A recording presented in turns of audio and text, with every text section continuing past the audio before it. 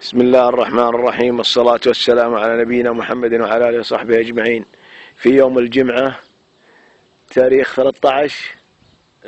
13/5/1435 في خب المنسي بالبصر.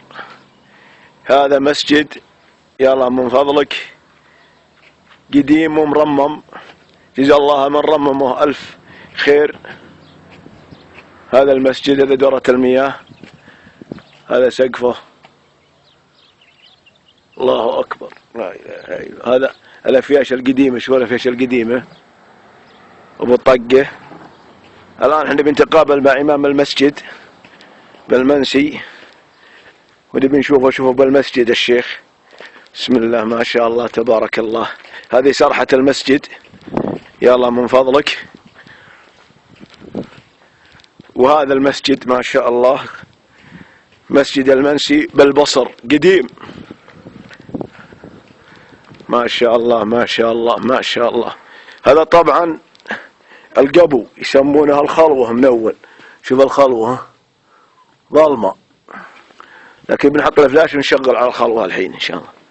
السلام عليكم. السلام ورحمة الله. شلونك يا شيخ؟ سك طيب ما شاء الله ما شاء الله تبارك الله. شو اخباركم؟ خير الحمد لله ما شاء الله لا اله الا الله.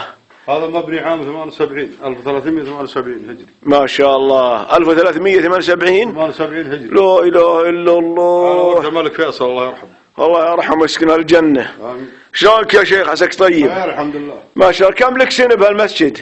والله يمكن حوالي 25 سنة. ما شاء الله ما شاء الله ما شاء الله ما شاء الله تبارك الله. اشوفكم رممتوه من جديد ما شاء الله. اي ما شاء الله، ما قصرت الاوقاف واهل الخير ما شاء الله. أيوة. يا سلام يا اخي، بارد المسجد. هو بالصيف يصير بارد الطين. هذه ميزة الطين.